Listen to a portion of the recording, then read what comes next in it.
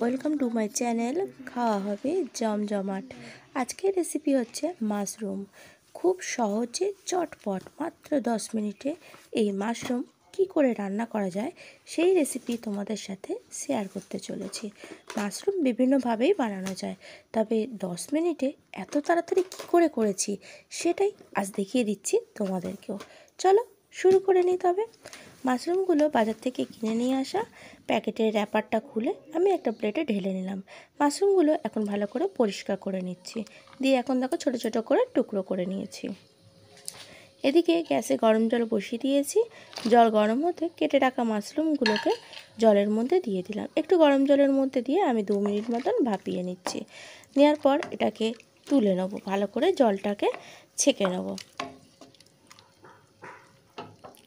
এখন জল থেকে তুলে নিচ্ছি। এখন কড়াই বসিয়ে দিয়েছি গ্যাসে, আর তাতে দিয়ে দিচ্ছি তেলটাকে একটু ভালো করে গরম করে নিলাম, আর এর মধ্যে ছোটো ছোটো করে কেটে রাখা আলু দিয়ে দিচ্ছি। আজকে আমি আলু দিয়ে মাশরুমটা বানিয়েছি, তবে অন্যদিন আমাদের সাথে শুধু মাশরুমের কষা শেয়ার করব। আজকে 10 মিনিটে কী করে তাড়াতাড়ি করা যায় সেটাই দেখিয়ে দিচ্ছি। আলুগুলোকে কেটে কেটে ছোটো ছোটো দিয়ে দিয়েছি। এখন ভালো করে আলুটা একটু লাল করে ভেজে নিচ্ছি। যতক্ষণ আলুগুলোকে ভাজছি, বন্ধুরা চ্যানেলটিকে সাবস্ক্রাইব করে নিয়ে পাশে থাকা বেল আইকনটিতে অবশ্যই ক্লিক করো, যখন যে রেসিপি আপলোড করবো তার নোটিফিকেশান পাওয়ার জন্য, সবার আগে তোমার কাছে পৌঁছানোর জন্য। লাইক করো, কমেন্টস করো, শেয়ার করো। একটু নুন দিয়ে দিলাম, আলুটা যাতে চট করে নরম হয়ে যায়, আর আলুর ভিতর নুনটা ঢুকে গেলে আলুটা বেশ খেতেও মজা লাগে। দিয়ে দিচ্ছি লঙ্কা কুচো, ছোটো ছোটো করে কেটে রাখা লঙ্কা আর রসুন দিয়ে দিলাম। লঙ্কা রসুনটা একটু ভাজা হতে দিয়ে দিচ্ছি পেঁয়াজ, ছোটো ছোটো করে কেটেছি। তবে তোমরা সব এগুলো বেটেও দিতে পারো, তবে আমি বলেছি আগে কোনো ঝামেলা ছাড়াই 10 মিনিটে বানাবো, তাই সবই আমি ছোটো ছোটো করে কেটে আজকে বানাচ্ছি। পেঁয়াজটা দেওয়ার পরেও আলু পেঁয়াজটা একটু বেশ ভালো করে ভেজে নিচ্ছি।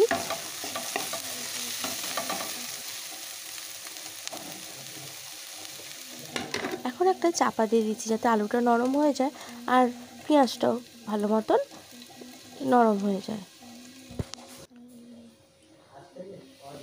ঢাকাটা খুলে নিলাম, নিয়ে দেখো কতটা রেডি হয়েছে দেখবো। একটু নাড়াচাড়া করে দিচ্ছি আলু পেঁয়াজটাকে।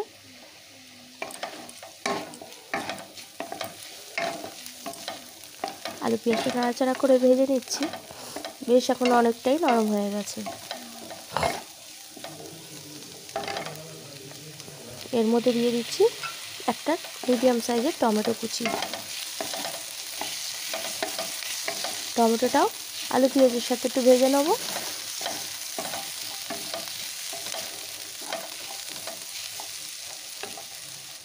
টমেটোটাও ভাজতে দিই, দেখো এখন বেশ নরম হয়ে এসছে। দিয়ে দিচ্ছি আদা কুচি। আদাটা দেওয়ার পরে আরও 2-3 মিনিট মতন একটু নাড়াচাড়া করে ভেজে নিচ্ছি। এখন দিয়ে দেবো কেটে রাখা মাশরুমগুলোকে। জলটা ঝরিয়ে নিয়েছি, সেই মাশরুমগুলোকে আমি দিয়ে দিলাম।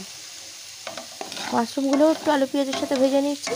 সমস্ত উপকরণগুলো একসাথে নাড়াচাড়া করে একটু ভেজে নিচ্ছি।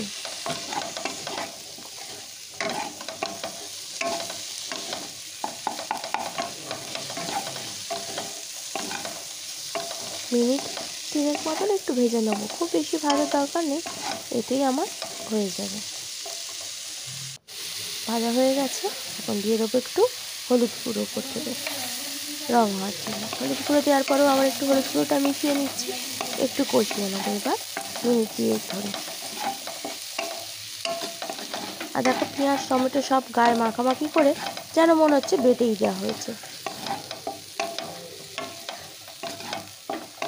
যখনই ইচ্ছা চট করে 10 মিনিটে এই রেসিপিটা বানিয়ে নিতে পারো।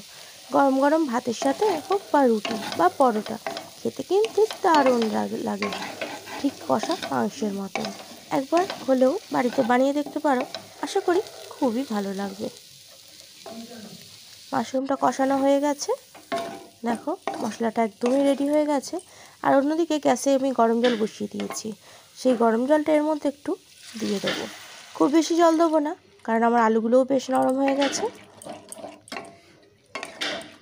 একটু মাশরুমটাকে এখন সিদ্ধ করে নেব আলুর সাথে। পরিমাণ মতো জল দিয়ে নিয়েছি, এবার চাপা দিয়ে দিচ্ছি। ব্যাস, ফিরে আসবো 5 মিনিট পর। এখন একটু নাড়াচাড়া করে দেখব কতটা রেডি হলো।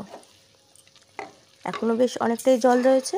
উপর দিয়ে একটু গরম মশলা গুঁড়ো ছড়িয়ে দিচ্ছি। এটা অপশনাল, যদি তোমার গরম মশলা ভালো না লাগে নাই বা দিতে পারো। তবে গরম মশলা দিলে না বেশ মাংসর মতনই খেতে লাগছে, একটু গন্ধটাও তো ভালো আসছে না। এখন চাপা দিয়ে দিলাম, দিয়ে আরও 5 মিনিট মতো রান্না করে নিলাম। দেখো একদম শুকনো হয়ে গেছে, মাখো মাখো হয়ে গেছে। এরপর এটাকে আমি একটা সার্ভিং প্লেটে নামিয়ে নেব।